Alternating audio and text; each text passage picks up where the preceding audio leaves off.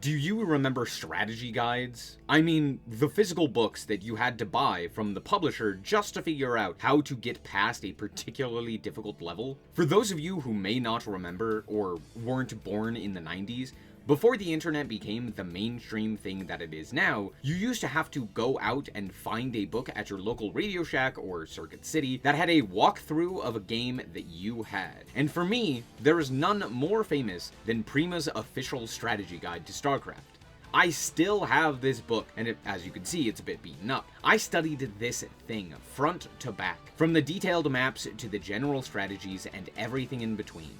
But no part was more important to me than the campaign mission guides. But this got me thinking, were the strategies in this book actually good? Would they actually help me finish the game? And that's what we're here to find out. The rules to this run are simple. Follow the guide as closely as possible, and if something isn't explicitly stated for a particular mission, use the tactics taken from previous missions. This will mostly matter with resource management. That's it. Let's hop into the run. Disclaimer, this guide is for people who may never have played an RTS in their life, let alone a video game. So, a lot of the notes are very basic. Also, I believe this book was made with an earlier version of the game before the public had access to it, meaning some things may not make sense. I'll point them out if they come up. This first mission is fairly simple, just telling you how to move from one side of the map to the next, build up some Marines, and how to use SCVs. However, as this mission plays out, I want to give you a quote from the beginning of the book talking about how to use the sections with the campaign missions in them effectively. It says, quote, "It's probably best if you only refer to this section of the book when you really need the help. Because if you read up on each strategy before you begin the mission, it'll take away some of the magic that Starcraft is intended to provide. Rather than using it as a walkthrough, use the individual mission strategies when you are really stuck or after you've successfully finished a mission. You'll be surprised at how often your strategies differs from the one in this book, which is proof of the fantastic complexity of Starcraft." This, I think, is a great way to start the book, and is just overall the general vibe of Starcraft as well as this strategy guide. While it isn't exactly infallible, it is something to be utilized in tandem with all of your own strategies, and it really does just showcase how powerful of a game and an engine Starcraft is. The second mission isn't too much different, but gives you a little bit more in terms of strategy. It starts by having us use an SCV to build a refinery, and then continue building additional SCVs. Once we have a squad of 12 Marines, we are able to then start pushing forward. And it says, quote, "Take advantage of Jim Raynor's awesome power when you hunt Zerglings, but if he gets damaged, simply order an SCV to repair Jim's Vulture." It also tells us then to move forward to the backwater station, and once we have it under our control, quote, "Immediately order the 2 barracks in backwater station to produce 3 or 4 fire bats each." Now you have 2 groups, 8 to 12 Marines, depending on how many have survived, and at least 10 fire bats, unquote. Now, from there, it just tells us to move through the rest of the map and take out the Zerg infestation. And that's pretty much it, just giving us a basic rundown of resources as well as a basic rundown of building units. Now, this is where the fun begins. Mission 3 actually gives us a unique strategy. This mission, generally speaking, is a holdout mission. You are supposed to sit in your base for 30 minutes, and then you can start to move out. However, this mission actually gives us a new idea, which is, instead of sitting at home, to push out, which is actually how most people end up playing this mission because it's so boring and so easy. Simply put, it tells us to build up many Marines and fire bats and send them out to cripple the opponent Zerg. After about 15 minutes of buildup, we are now ready to actually move out with our Marines and fire bats. And in the book, it tells us to specifically just cripple the Zerg. However, it's actually fairly easy within the strategy that it gives us to continually produce Marines and fire bats, and then just wipe out everything on the map. easily within the 30 minutes time frame. I got a little bit slow here and wasn't actually able to accomplish that mission and did have to wait the full 30 minutes, but that's on me, not the strategy guide. And the resource management is fairly simple as well, just telling us to continually build SCVs. This mission is fairly simple. It is called a no-build mission. We do not have any way to build or produce units. However, in this book it is called an installation mission, because the Jacobs installation is the name of it. That being said, it is a fairly simple mission because generally it just tells us to follow the guide on the map and move through the installation to the end. It's a fairly simple map, and it doesn't really provide any specific strategies except for watch out for traps, which they have marked on the helpful map. Now, Mission 5 is where I, as a young child, actually had to start implementing the strategies given to me from the book. I could get up to this point fairly easily on my own because the first 4 missions are fairly simple. However, Revolution is a unique beast, actually requiring you to understand the complexities of a strategy game and implement unique strategies yourself, which I, as a child, was unable to do. However, the overall strategy guide is fairly simple, telling us to build up, quote, a strike force of 12 Wraiths with cloaking ability and Apollo reactors, and 12 or so Marines with upgraded weapons and armor, if possible. From this point, it just tells us to use the Wraiths to move forward and drop off the Marines and what have you on the other island, then use both the Marines and the Wraiths to sweep through the enemy base. It's fairly simple. Also, it does make note of the fact that the Wraiths can cloak, allowing us to actually wipe through the opponent's forces fairly easily with the power of the cloaked Wraiths. Oh, and in regards to resource management, it tells us to, quote, quickly amass a small army of SCVs. I hope this is a small enough army.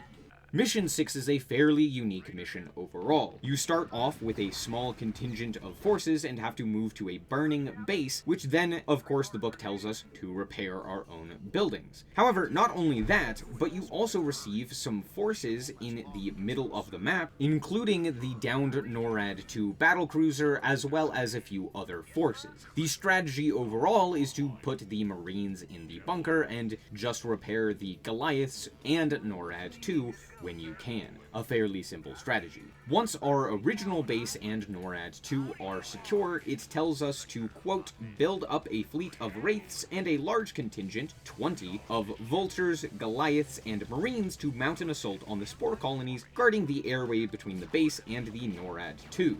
With the help of the map, it shows us a weakness in the defenses around the NORAD 2 and shows us where we should drop our forces to clear a way to get to the dropships, as well as Jim Raynor to the beacon to finish the mission. This resource management guide also specifically tells us to build 6 to 10 SCVs in order to start harvesting resources, denoting 1 to just leave repairing and constructing, which is rather small in terms of the necessary SCVs you would generally have.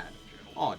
This next mission is maybe my favorite mission within the entirety of the Terran campaign, the Trump card. This mission starts out by just having us pull our forces back to a more concentrated location and building up a more sizable strike force.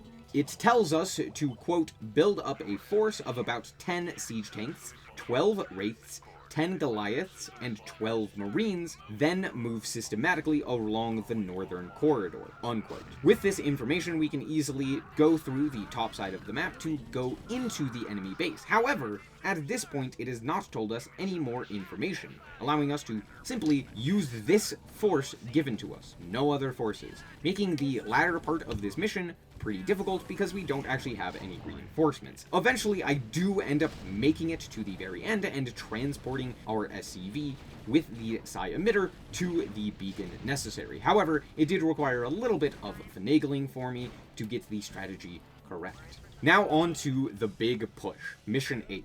Starting out in the bottom right corner of the map, it tells us to float over to the next island in order to utilize the add-ons that were left behind for our buildings, allowing us 2 additional nuke silos as well as many other additional add-ons. Notably, these nuke silos will be used later on within the strategy to nuke our opponent. However, from this position, it tells us to utilize Duke as well as our starting forces to simply secure our base and build up, utilizing a wide array of tactics as well as units in order to guarantee that we have the necessary forces to push through not just our first initial enemies, but everything on the map. This is a pretty simple mission with just a simple strategy as well, allowing us to utilize the vast majority of the knowledge that we have accumulated throughout the book. However, one thing about this strategy that I do enjoy is the use of nukes. They may not be the most effective use of resources, but they are very fun to watch, and watching a nuke decimate an entire line of bunkers is very fun.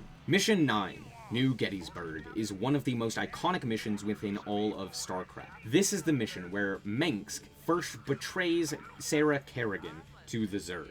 And this is also a mission where it specifically states to only use bunkers for defense against the Zerg and not siege tanks. I don't know why they do this, but alas. On top of that, it just simply tells us to build up into battle cruisers before actually going and taking on the Protoss threat. One thing that I will note about this strategy is that it does tell us to expand quickly. There are actually two separate bases that it tells us to expand to, one being actually very close to the Protoss. It does inform us of the danger of being so close to the Protoss. However, once we have all of our resources good and ready to go, as well as fending off a few Protoss attacks, it does then tell us to build up all of our battle cruisers, group them together, and then storm through the enemy bases. A pretty simple strategy, but satisfying nonetheless. The final mission within the Terran campaign, Mission 10, The Hammer Falls, is a culmination of everything we've learned thus far. However, it also tells us to play defensive pretty early, and then eventually force our way into this location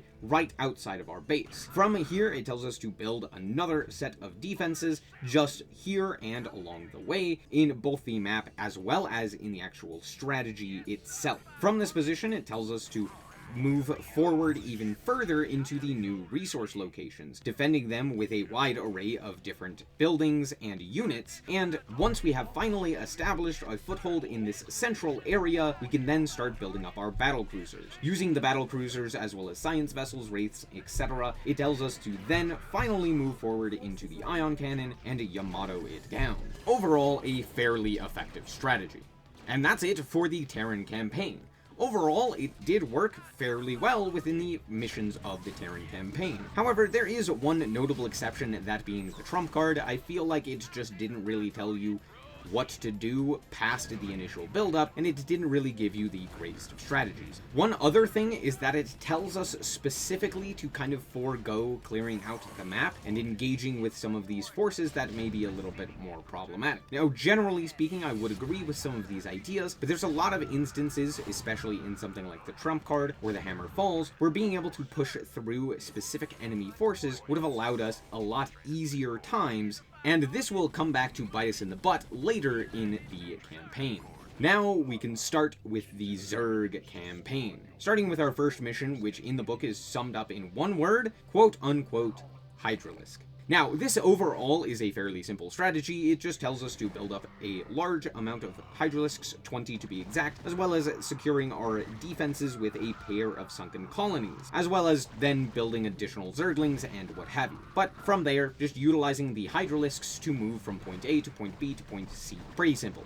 There is one thing within this strategy that is important that will come up later as well, and it does say, quote, however, you should explore new technologies to their fullest in every mission, unquote. Now, while that is overall a good idea, it's not necessarily something that is going to be possible in every mission. So while it does technically state this, I will do this as best as I can, but there are a lot of instances where this goes against some of the strategies presented to us in future sections. So I will, again, abide by the future sections rules as opposed to this one here. However, yes, this game took me quite a lot of time because in every mission I did have to research everything that was presented to me. Mission 2 of the Zerg campaign is laughably easy, because it gives us use of Hunter-Killers, which are basically super-powered Hydralisks. Utilizing just the Hunter-Killers, you can easily steamroll your way through the Protoss and then grab a drone and get to the very end of the mission. However, the strategy presented to us in this is basically the same thing. Just take the starting forces, including the Hunter-Killers, and punch a hole through the enemy. Quote, these 9 units are strong enough to take out the entire initial string of Protoss structures and units. Move forward and attack, but as soon as you start losing units, fall back and nurse your wound, unquote. Once we have done that, it tells us to build up 2 large groups of hydralisks, which then we can utilize to push through the rest of the enemy forces. From this position, we grab up a drone and the chrysalis and move our way to the beacon. On to mission 3. This mission is fairly simple, starting us out by building a defensive perimeter around the chrysalis with a large amount of spore and sunken colonies in about this order, or at least according to the map. Now we can amass 10 mutalisks and push up onto the high ground to finally build our second base. Now that we have our second base, we are then to build up 2 groups of 20 mutalisks, 10 in each group, and then attack the enemy base. This notably does allow us to build additional reinforcements if we do end up losing mutalisks. So in the background, I am continually producing more mutalisks. It also states, quote, if you're having trouble cracking the Terran defensive perimeter, attack with your mutalisks in the upper right corner of the map, unquote. This is actually a very useful strategy because a lot of the missile turrets end up being in the bottom left corner, and if you attack from the top right, a lot of the Marines will come out and attack you first. You can take those out and then engage into the missile turrets and what have you. This is actually a very, very strong strategy, and surprising given when this came out. On to mission 4.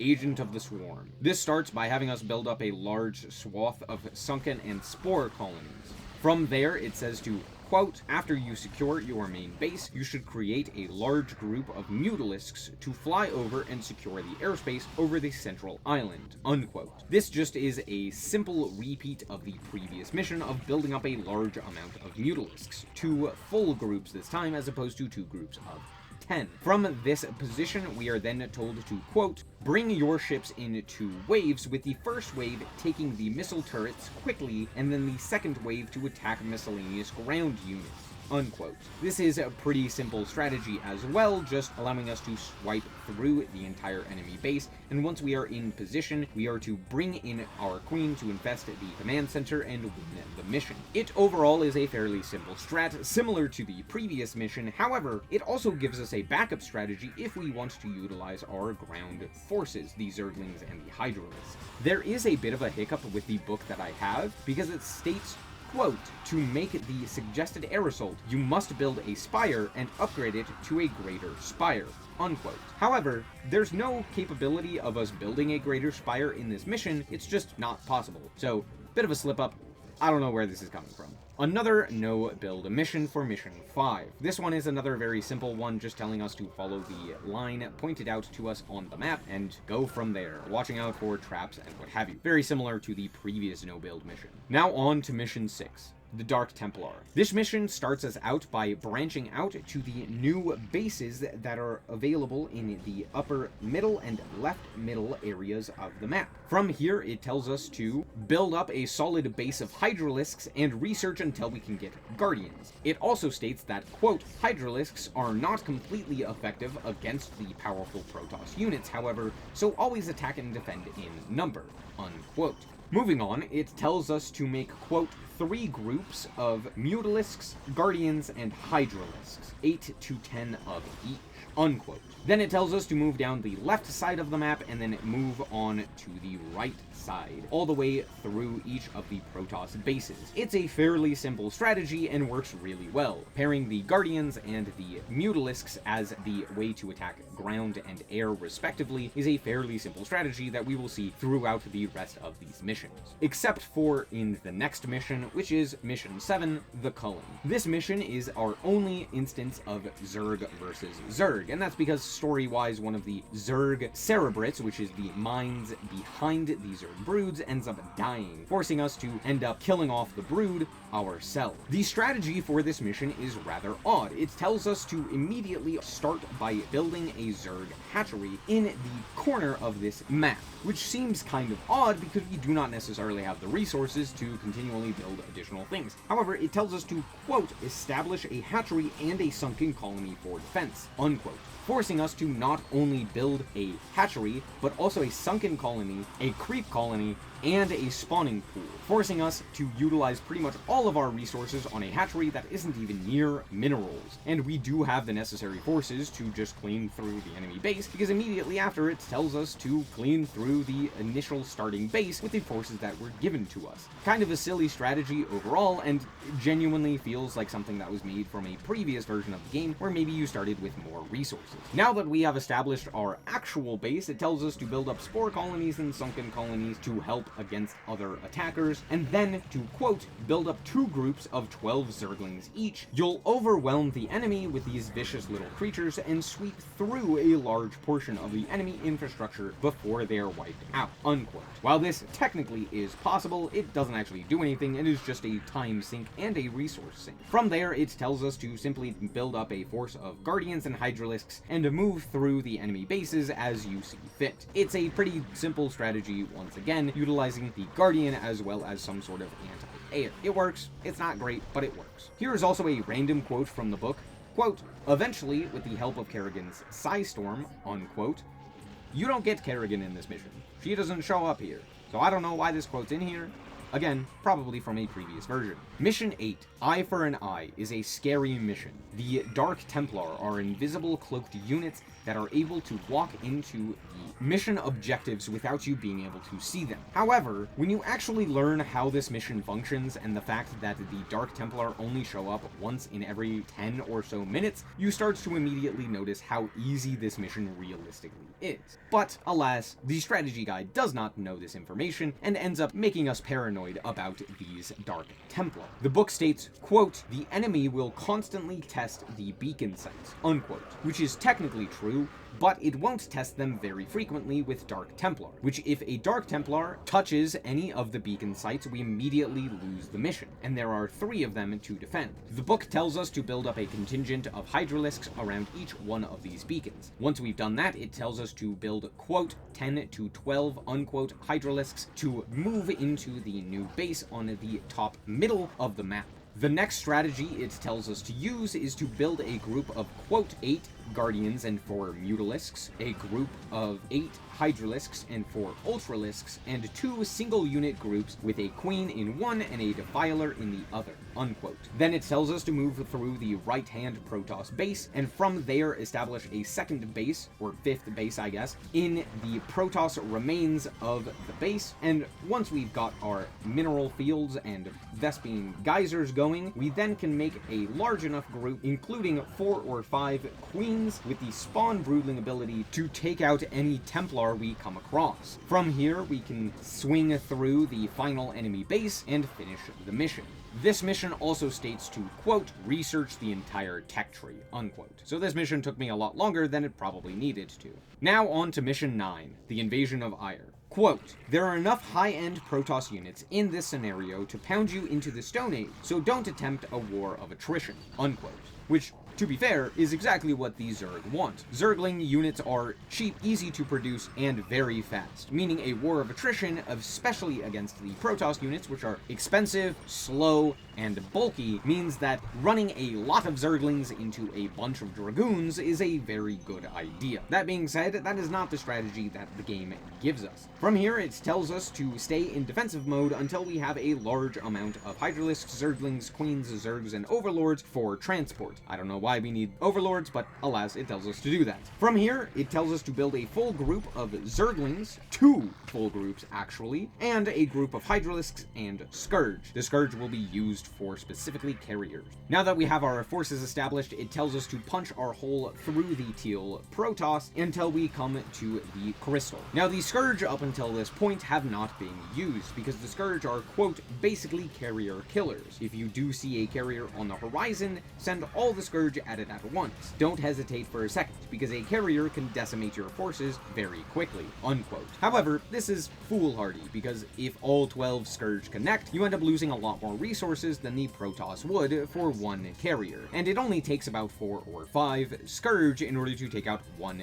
carrier, regardless of the upgrades. Now we can move on to the main mission of moving a drone down to the crystal to begin harvesting. Once that happens, a 10-minute timer pops up, and the enemy forces will start to engage us. We have to keep this area secure, or so the book states. This is not technically true. You can actually just plop a Zerg drone inside the crystal to harvest it, and once the 10 minutes are done, as long as you can get that Zerg drone back to your base, it doesn't matter, because it's protected while it's in the crystal. However, there are some notably devastating enemies. Quote, enemy units that are particularly devastating at this point include Templar, carriers, and especially Reavers, unquote. Reavers are the bane of my existence. These things are absolutely insane, because they just deal an insane amount of splash damage, being able to take out mass waves of not only Zerglings, but also Hydralisks, and can also basically one-shot pretty much anything else, not just from Zerg. Watch out for Reaver. Now, the mission does technically state that I should keep my forces near the Kaidaran crystal to keep it secure. However, in order to actually secure the area, it is very difficult, and all of my forces ended up getting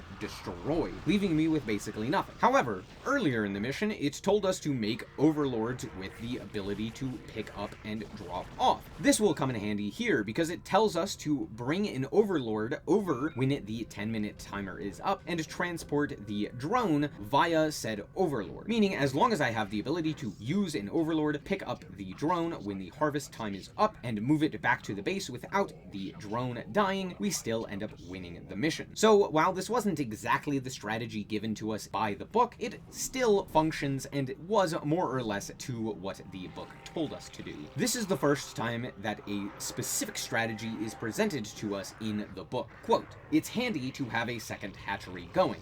Unquote. A second hatchery is extremely important for Zerg, and there were many times in previous missions where it would have been very useful to have an additional hatchery to speed up production, especially when we have only one singular base. And the good news continues in Mission 10 full circle, because it tells us to, quote, build 2 new hatcheries, unquote, in order to maximize our profits. From here, it tells us to also build an additional group of Hydralisks to protect against enemy attacks. Then we are to build up 4 different groups in air group, 2 groups of Hydralisks, and 1 group of mixed units. From here, we are then to utilize the map in order to push our way through to the temple to start to bring it down. Once it's brought down, it tells us to, quote, when the crystal drone appears, grab an overlord and transport the drone to the beacon near the temple rubble, unquote. And with that, the mission and this campaign end. Overall, a fairly well done set of missions, and honestly, the strategies may not have been perfect, but they worked very, very well and can be utilized by a large majority of the player base. And now we're finally on to my personal favorite faction, Protoss. Starting with Mission 1, First Strike, it tells us to utilize the forces that we have in the very beginning in the bottom right corner of the map, push through the known and unknown Zerg forces in order to get to our base. From there, it tells us to take all of our units except for 2 zealots and move them up into the enemy base, clearing out as much as we can.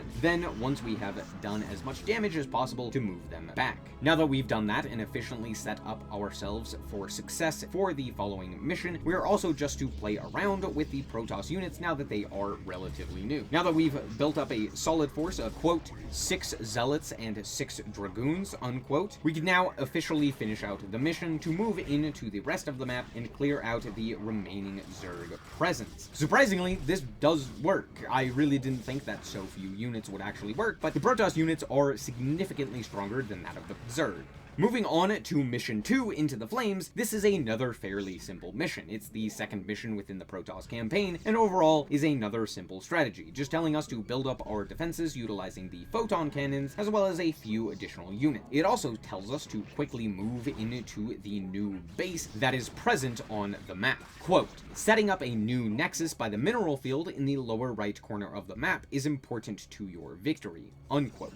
Once Phoenix has arrived, and we have established a fair amount of our own forces, we are to use a pincer attack in order to push our way to the Cerebrate. When the Cerebrate is finally down, the mission ends. Now on to Higher Ground, Mission 3. It starts by telling us to, quote, build 8 or 9 photon cannons around your base so they will support each other, unquote. Now that we've established our defenses, we are to build 8 or so zealots and a couple of scouts, by the way, scouts are terrible, and move into the lower left corner of the map to secure a secondary base. Now that we have 2 bases running, we can build up a large force of 20 zealots, 8 scouts, and 10 dragoons, and move to the left enemy base to squash it.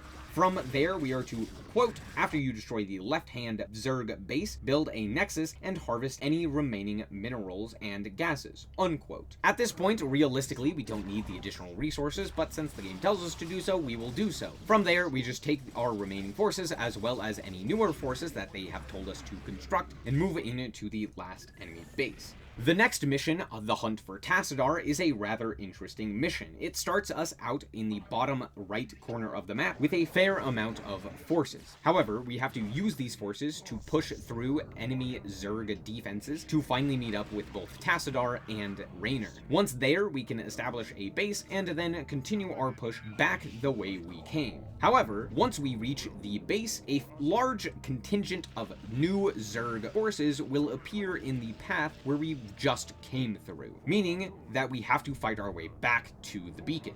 Quote, there are a couple of ways to approach the task of getting Tassadar and Raynor back to the beacon. 1, take your troops, turn around, and hack your way back to the beacon, or 2, build up a new army and beat the Zerg back decisively as you make your way to the beacon, unquote. We're going to attempt the first one first, and honestly, this is actually a fairly simple task, due to the fact that Tassadar is a powerhouse and Psystorm is a broken ability. This task basically boiled down to me waiting for Psystorm energy on one of our 3 High Templar, and then just storming whatever was in front of me, utilizing the remaining Protoss forces as well as James Raynor in order to protect our High Templar. There was a bit of a scare on this mission, however, because I did get fairly low in terms of forces left. However, High Templars are crazy and did end up clutching us the victory here with both Tassadar and Raynor making it to the beacon at the very end. Now on to Mission 5, Choosing Sides. This mission is an island mission and requires us to actually utilize the shuttle to ferry our units from place to place. However, this mission starts with a rather interesting quote. It says, quote, you must take Raynor and Tassadar to the beacon which lies in the lower right corner of the map. Notably, this is the same area that the previous map had. However, unlike the previous map, we actually don't have Raynor. It's just Tassadar. Kind of funny that we had the same mission style as we previously had, at least in terms of the objective. Very interesting. This mission starts by having us build photon cannons for defense and then building up 6 scouts. Once we have the scouts, we are to then move to the middle of the map and make sure that we clear out the area so that we can land into our new base. Now that we have 10 or so scouts as well as our shuttles, we are to move to that central island and attack it until we are able to establish a base. One thing that also happened is I ended up moving into the top right corner of the map because it tells me to take up every major resource area that we possibly can, which there does happen to be resources in the top right corner. However, once we do that, we actually enter into the Terran Dominion's space, and we end up with this little cutscene that happens, basically just forcing us to deal with some stray Terran units, as well as losing a few of our own scouts. Once we've re-established our scout fleet, we are then to move to the bottom right corner of the map with a fair amount of additional forces and push our way slowly through the enemy base until we can actually put Tassadar as well as 2 zealots, not Raynor, onto the beacon. Mission 6, Into Darkness, is another no-build mission. This is where I believe the strategies presented in this book start to falter. And the reason for this is because the strategy is to follow the arrows provided on the map. And the map does tell us where to go and where all of the different units are overall, but what it doesn't tell us to do is to actually find where our additional reinforcements would be in the form of the Terran Marines. And more specifically, where these guys are located. Not only are there a lot of Marines here, these guys are very necessary to help us protect Tassadar as well as our zealots from the infested Marines that are everywhere in this map. This mission genuinely took me several tries with the strategy presented to us in order to complete it, mostly due to the fact that I had to actually utilize the hallucination of Tassadar to not immediately die to these very frustrating units. For some reason, there are a ton of infested Marines on this mission, and if basically any of them them connect with Tassadar, you are absolutely doomed, and this mission is a restart. It's very frustrating, and they pop up all over the place. Yes, the map technically tells you where some of them are, but it doesn't give you everything, and it ends up becoming very frustrating. I ended up having to restart this a few times. Had we just picked up these additional Marines to the right, it would have been significantly easier, and it is such a failure of the strategy to not tell us to go and pick these guys up. It's very simple, it's very easy, and while yes, there is a big fight that happens, and you could lose some, and even you could lose Tassadar, realistically, you can generate way more advantage just by having these additional guys. Now on to Homeland, my personal favorite mission. This mission is super fun because it is a Protoss versus Protoss, which we only get 2 of in this campaign, but on top of that, it also starts in a very interesting manner, forcing us to pull all of our units back in order to defend at our photon cannons as we are surrounded by enemy forces. Then the book tells us to, quote, use the cash you have in reserve to build up a defense force of zealots, dragoons, and at least 3 scouts, unquote. Once again, they are telling us to build scouts when they are not really all that useful, but alas, they just really like scouts and wraiths for some reason. Moving on, it tells us to, quote, continue building your attack force until you warp in every available structure and research new technologies, unquote. Once we have established a solid force of scouts, zealots, and dragoons, we are to move to the middle of the map and secure that specific area. Just allowing us to move freely is very nice. Then we can move to the top right corner of the map and establish another new base, allowing us more resources to continue building out our forces and establish another foothold within the area.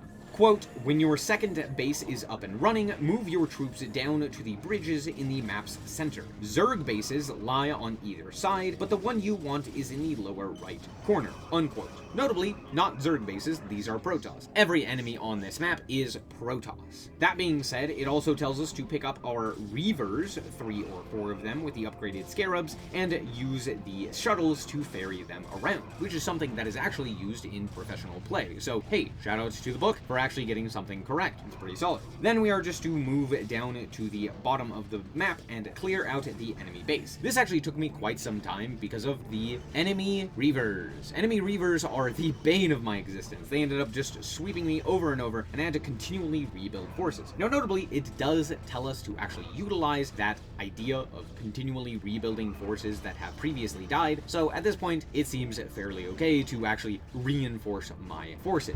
From there, we just eventually were able to knock down the Protoss Nexus. While this strategy did eventually end up working, it just wasn't enough. While yes, having the Reavers and shuttles is nice, and while yes, we did have a fair amount of forces, we didn't have enough to actually push through, and the zealots and scouts were basically useless. One thing with PvP in particular is that dragoons and reavers are king, and actually seeing dragoons and reavers were way more useful, I eventually just started making those. Mission 8, The Trial for Tassadar, is the first mission where the strategy given to us is basically impossible. I have tried a bunch of different ways to make specifically the idea that they gave me in the book possible, and it didn't work. Several attempts and even a revision of the original strategy didn't end up working. It wasn't until I straight up changed the entire idea that it started to work, and I do have a strategy that would work for you. So overall, I'm going to say that this one didn't work. But why is that? Well, let's start off with what it tells us to do. First, it starts by saying,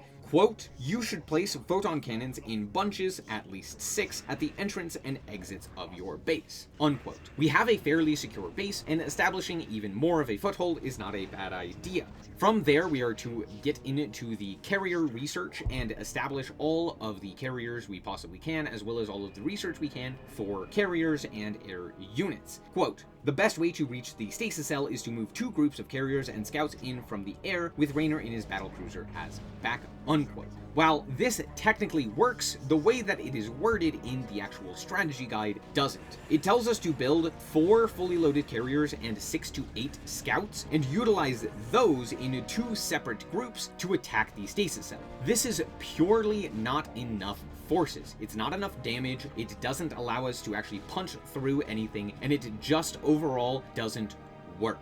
I even bumped it up to 6 carriers and 8 to 10 scouts, and it still wasn't enough. It wasn't until I completely changed the strategy, splitting up into 4 separate groups attacking from a bunch of different angles, all at once, that I finally was able to push through and knock down the stasis cell just utilizing this strat. Now, the reason for this is because of the Arbiter. The Arbiter locking down units with stasis is very detrimental to our overall game plan and ruins the amount of DPS we can put onto the stasis cell. It is significantly chunkier than I think the original game had.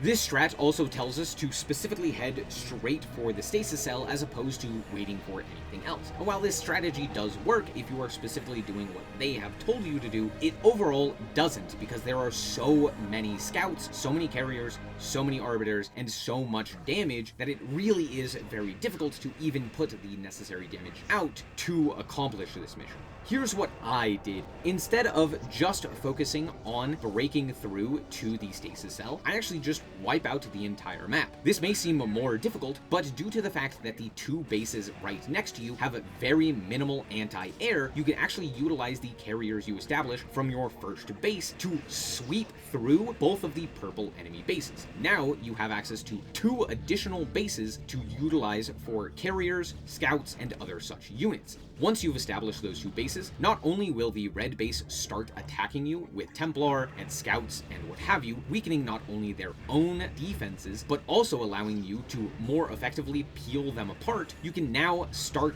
building up more forces. Having established those forces, having established the weakened defenses of the enemy, you can push through to the bottom left corner of the map, which is the only base that the red enemy has. From here, the red enemy will do everything they can to hold this position. I end up losing my entire force, basically, except for 1 to 2 carriers and a few scouts, and from there, I can still rebuild all of my forces, punch through again, leaving them on nothing. And once I sweep through to the stasis cell, it is a very easy cleanup because they have nothing left. They have no resources, all they have left are cannons, and those are very easy for my large group of carriers to easily take out.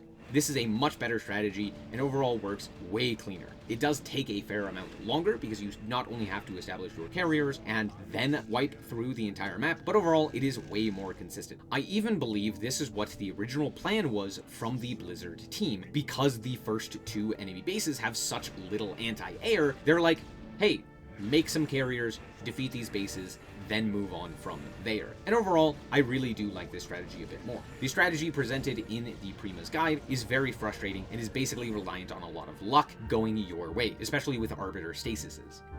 Stasi?